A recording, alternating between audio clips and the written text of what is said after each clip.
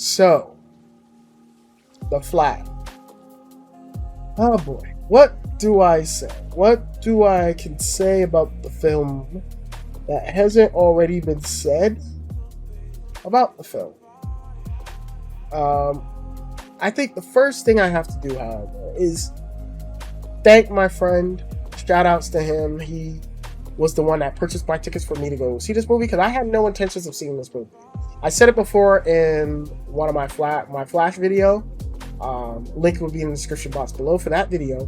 But I said it in that I have no intentions of watching that movie. And I was actually going to wait until it becomes available on HBO Max / Max now that they changed the fucking name for no reason.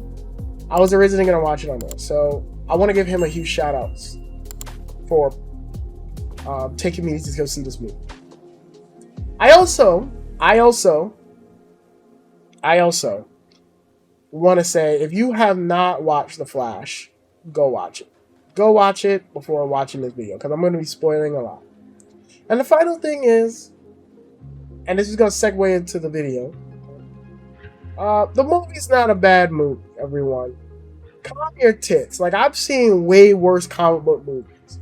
You know, way worse comic book movies I've seen. I've seen fucking Dark Phoenix. I've seen Ant-Man and the Wasp Quantumania, Ant-Man and the Wasp. I've seen Thor, Love and Thunder, Thor the Dark World.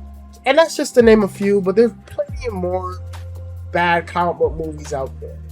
This is not a bad comic book movie, but it ain't a fucking good one. And I think, for me, this is the most frustrating DC film I've ever watched. And I say that because, to use the spaghetti metaphor that was in the movie about multiverse, this is the most uncooked, unseasoned fucking comic book film I've ever seen. This movie is a mess. This movie is frustrating to watch. But if you can dig through all the bullshit, if you can go through all the fucking bullshit that I had to go through while watching this movie, you will see that there is generally a Flash movie inside this film. There is something beautiful inside this film. What this film has to say about loss and how you can't go back. You always have to move forward. The idea of making peace with stuff that happened in the past, whether it be a loss or whether it be, you know, any tragedy. We owe it to ourselves to take those scars and heal from them, but also move forward. And I think, for me, that's a beautiful sentence that this movie touches upon. That's a beautiful theme the movie touches upon. And sure enough, it's a good Flash story to land on. And as someone who criticized this movie hard before it came out, I'm glad that it's there. However, the movie is surrounded by so much bullshit that you can't see it. It is the most frustrating film. Because you know what else is so frustrating about this film? Is Ezra Miller. You know? Ezra Miller. My guy. Or my lady. Or they. What the fuck? What the fuck? Like, seriously, like wasted potential here. It is sad that such a brilliant person like him, like them, gives a good performance like this. The best performance they've ever given out of this character. This is my favorite performance of them playing this character. And they squandered it. They fucking squandered it by doing dumb shit on their personal life. Like, what the fuck? Like, I've been very vocal about how much I do not like Ezra Miller's portrayal of Flash. But in here, he's so good, and that's because they found the way to actually comment on how annoying he is by using the young Barry as a way for him to reflect and learn, like, yeah, I was fucking annoying. And so because of that, he's more mature and he acts mature because of that. And the simple fact that he has to play off both characters, he has to play two characters at different points in their lives, is really cool. He does a fantastic job. They do a fantastic job with the material they're doing. And there's so many good moments. And while I was staring at the screen, being a little frustrated at it, being so frustrated at not only young Barry being fucking annoying throughout the whole movie, because I'm not gonna lie, young Barry is fucking annoying, and it's everything I hate about Justice League, how his portrayal was in Justice League. It is horrible. It's turned up to 11, and it's annoying. But you know what? There was so much beauty. There was one scene in particular. There's so many good scenes, but there's one scene in particular when he's saying goodbye to his mom for the final time, when the older Barry's saying goodbye to his mom for the final time, that I actually thought was very moving. I wish I could shed a tear, but the movie had so much bullshit in it, I couldn't. But that was genuinely a beautiful moment, and how Ezra acted his ass off in that scene was impressive. Another moment, and things that I don't even think people talk about, is how this movie talks a lot about mental illness. And, there's something I never even thought about, is that, humans going through so much shit in life, with superhero powered shit going off so much, that it could mentally fuck you up. And it's this beautiful scene that's a callback to the Save One scene in Justice League. There's a beautiful callback to that scene where Barry's explaining his first save. And it was him saving this kid in Metropolis around the time Man of Steel happens, the big battle, the final battle in Man of Steel happened. And he talks about this first save, and he's trying to run to go save the dad and the kid, but he can only get the kid. And he saves the kid, and the first thing he does is wrap his hand over the kid's eye, and to make sure the kid doesn't see that his father's about to die. I was like, that's fucking beautiful, and that's the most heroic shit. I'm like, this is beautiful. This is a beautiful fucking movie under all this bullshit. So what the fuck happened? What happened? Warner Brothers, I'll tell you what happened. I'll tell you what fucking happened. Fucking Warner Brothers decided, well, we have no idea what the fuck we're doing with this universe. Let's have Zack Snyder come in and have his own interpretation of these fucking characters. And we're gonna put it to the public and see how the public feels. And Zack had his interpretation, people didn't like it.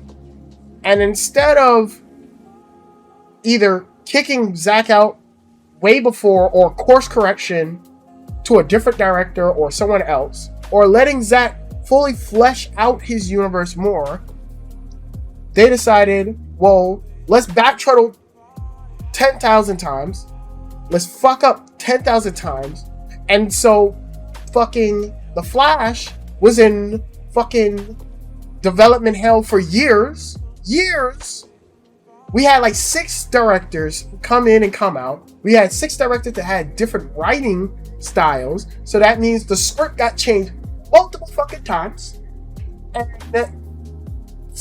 because we had the script be handled so many fucking times, the VFX artists didn't know what the fuck they were doing, which led the movie to be having this horrible, garbage, awful ass CG. I'm sorry, but this shit is unexcusable. For a $1 billion company to have terrible CG like this is beyond terrible. Like, there's literally a scene where babies are falling out the fucking sky, and I'm like, and you're supposed to be like, oh wow, this is like creepy, and like, oh fuck, like how is Flash gonna do this? But it was just like, oh, what the fuck? Like, this shit looks horrible. Like, horrible. And it gets worse and worse as the movie goes on, because the movie has to use so much green screen and so much VFX that You're looking at like a PS3, PS2 fucking cutscene. Awful CG. It's awful. And that's no excuse for the day and age that we live in where VFX have come far. That's no excuse. Y'all give Marvel shit on VFX, but golly, this was just as bad. I would even go as far as to say even worse, because at least they didn't have CGI dead people in the fucking film as cameos. But that's a whole different topic that I'm not even gonna get into. But you know what else was frustrating about this movie? Sasha Calle. Holy fuck! Shout outs to Sasha Calle. Sasha Calle was killing it, bro. Like, she not only did the press tour by her fucking self and was actually, you know, really getting involved with the press tour and like really seemed passionate about this fucking project, because this is kind of her first project. You know, the first a show I saw her in, my first introduction to Sasha Calle was a soap opera by the name of Young and the Restless. I love Young and the Restless. Young and the Restless is pretty fucking good. All right, don't judge me, motherfuckers. Don't judge me. I watch it with my mom. All right, but Sasha Calle was killing it. So I knew in that show. So I knew in this movie she was gonna kill it. And she looked so powerful. She looks so regal. Like, she looks badass in a costume. Baby girl. Oh, so good in the costume. Looks so good. However, she's barely in the film. She gets introduced to the third act, and, you know, that's it. I'm like, what? Like, barely have time. And you know what's cool about this interpretation of Supergirl? Unlike most interpretations, she doesn't hold back. So she's like a Superman that is like, will not pull any punches. And that's because she doesn't have any control of her powers, which makes her character fascinating. But there's also a little slip up again. It's like, okay, well, why are you working with Barry and trying to protect this Earth after they tortured you for so long? You see, it's story shit like this, and I was just like, what? Why would he do that? Why would she do that? Like, I just didn't get it, and I didn't buy it, and there wasn't enough time to explore that element. So I was just kind of like, I don't get this. Oh my god. Also, you know, and maybe it's just me, but I'm really starting to get tired of multiverse stuff. We just had Across the Spider-Verse, and we had No Way Home do it successfully. Those are the only two that to me has done multiverse stuff successfully. And I just feel like Flash and also I would say Multiverse of Madness do them really mediocre now. Like these are the perfect examples of like doing it mediocre. Not bad, but mediocre.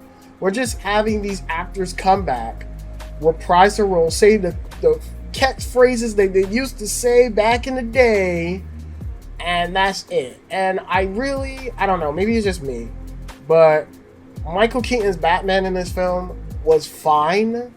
He was decent. I know a lot of people's gonna be like, that's blasphemy. How dare you say Michael Keaton shit wasn't good? But I just kind of was like, you know what, it would have been way more better if we actually got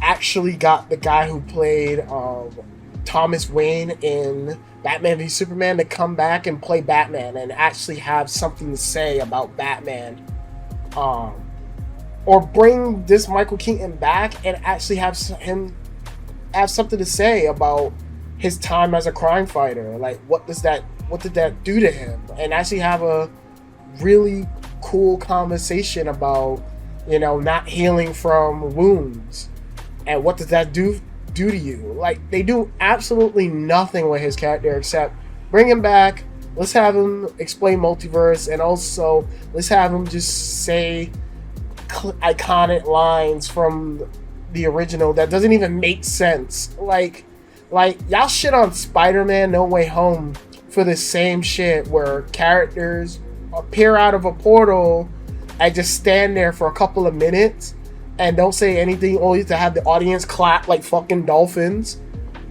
But I would say this is just as bad as that. Like I just could not believe that y'all have Michael Keaton, a really talented actor, and he doesn't really do anything. Like, cool, he has cool fight scenes. Like, I love his fight scene with one of the Kryptonian, and he's like planting all the bombs on it. It reminded me of the animated show where Batman would fight against monsters, and he would just climb up on them and like stick bombs or throw batarangs at them, explosive batarangs at them, and it's cool.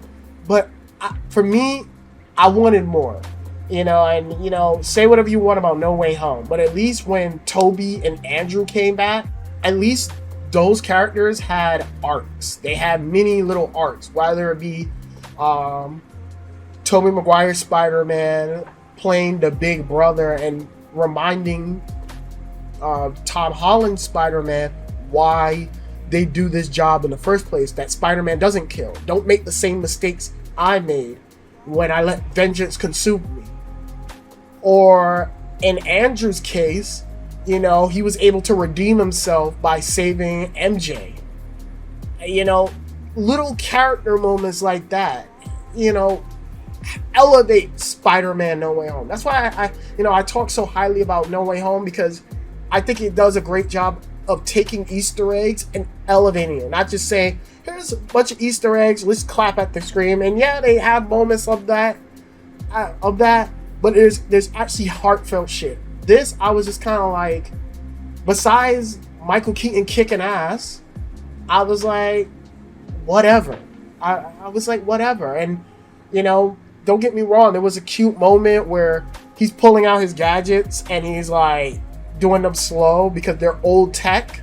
So fucking he's slow at it, which is cute, but I was kind of like, that's cute, but let's actually have something to say about his character other than, oh, he's old and so he has old tech and he's fucking slow. Okay, that's lame to me. That's kind of lame. I don't know. Like, to me, that is lame. And don't even get me started on the other cameos, because I think, once again, the CG is so horrible that I'm just like, holy fuck. Like, there's literally a scene where they use Christopher Reeve's Superman. And I don't know. Like, I don't know how anybody from Christopher Reeve's family could think that shit was cute. But it wasn't. It was fucking disgusting.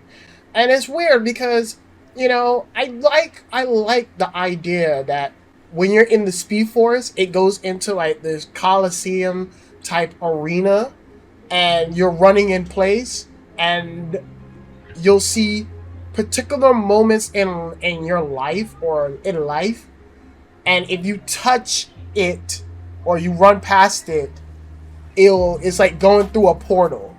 I like that interpretation. In fact, it reminded me of how, in the comic books, he would use the cosmic treadmill. He'll be running in place, but he'll use the cosmic treadmill to go to different timelines and whatnot, and different multiverse. That's fucking cool. Like, again, cool ideas, fucking horrible CG. Oh my goodness. It was so fucking distracting. I think the only cameo I really like was the George Clooney one, because that was really funny to me. I know a lot of people give him shit over the years for his interpretation of Batman, but I don't blame him. I blame the writers and I blame the director for Batman and Robin. In fact, I always thought Batman and Robin was kind of like a play off of the Adam West of Batman. So that's why I always thought it was supposed to be on campy on purpose, because I just thought it was supposed to be a play on that. But as I get older, I understand that movie sucks. But I always kind of felt bad that he always got shitted on for it. And to see him come in and do this cameo was kind of like a little wink wink, like, yeah, I'm in on the joke. Yes. And, it shows good sportsmanship for him. But I also like the Nicolas Cage Easter egg, because that is like a comic book. That is the comic bookest of all comic book shit that only comic book nerdy fans would know. And the only reason I know about this because my uncle talked to me, told me about that shit when I was young. And also, I remember Kevin Smith going in interviews talking about it so much that I know about it growing up. I knew about it. So to see it, I thought that was kind of cool. But besides that, all these references was kind of like, whatever. Didn't add much to the film. There were cool little Easter eggs, but since the CG was so bad, I couldn't even get past it. I also feel like, you know, since we had General Zod in this movie, we didn't need Dark Flash. Like, Dark Flash was completely trash. Like, I get it. He's the older version of young Barry who didn't learn to accept what happened to his universe and just kept muddling around with the Speed Force until older Barry came and tried to fix his timeline. Again, like, I get all of that. I just didn't think it worked. Though what they originally had with young Barry just not accepting the fate of what happened to his universe was compelling enough, because throughout the whole movie he's such the jokey character. So when he finally was just like losing his mind, not able to accept it, it was really fascinating. This whole evil Flash, Dark Flash shit was dumb. And, you know, I just felt like, again, you had something there, but then you went in a complete different direction. And it's like, why did you fucking do this? Like, who thought this was a good fucking idea? I just don't know the mindset of the people who worked on this film. Because it's just stupid. It's stupid, dumb shit. But to end this video on a positive note, I will say, however, I did like the opening of this film a lot. Like, it felt like an episode of the Justice League. And the banter was on point. You know, the joke about Batman touching the fucking lasso of truth, that joke has been done to death, and I'm kind of tired of it by now. But just seeing Barry, Wonder Woman, and Flash work together was a treat. And I just wish, you know, Wonder Woman Gal Gadot got a moment to like actually like say goodbye to her character. I felt like her shit was half-assed, but I felt like Ben Affleck got a beautiful send-off. And that's another reason why I think this movie is very frustrating, because, you know, this really should have been, you know, the solo act, the farewell tour for Zack's run on these characters. I felt like it was in the movie, but the people who worked on this movie was too afraid to go there.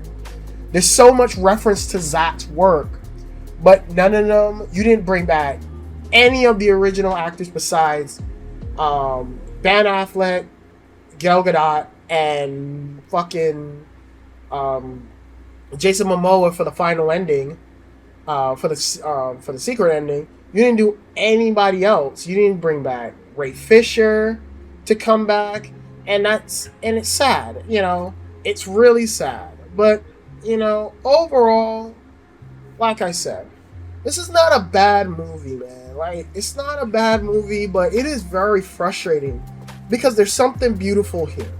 There's a beautiful, beautiful Flash story underneath all this turd. And I really wish, you know, that DC wasn't in the pickle that they were in. I wish this was like on the level of Endgame, where it's a farewell to the things that you loved about Snyder's work, either whether you disagree or agree with his work. It's a farewell party. And by the end of this film, I just felt like this didn't even feel like a farewell party. This feels like, a nothing burger. Like, nothing is going to be referenced in the next upcoming movies. Nothing is going to be irrelevant in these movies. And it's sad. You know, we could have had this be like a standalone offshore movie, but even now I'm just thinking, like, we can't even continue with this because Ezra Miller is, you know, they done their shit. So It's sad, but at the end of the day, I just want to move on. This will probably be my last and final DC movie until we get the full reboot. I'm tired of this fucking universe, and I just want to move on now. And I think general audience, seeing how bad the box office has been, they want to move on too. So with that being said, I hope you enjoyed the video. If you're new to the channel, please comment, rate, subscribe. Let me know what you think. Am I wrong? It wasn't not frustrating, or did you enjoy it? What you thought of the movie? Comment below to let me know. And as always, more videos are on the way, so stay tuned. It's your boy, Mr. Degenerate, signing out. Have a good one.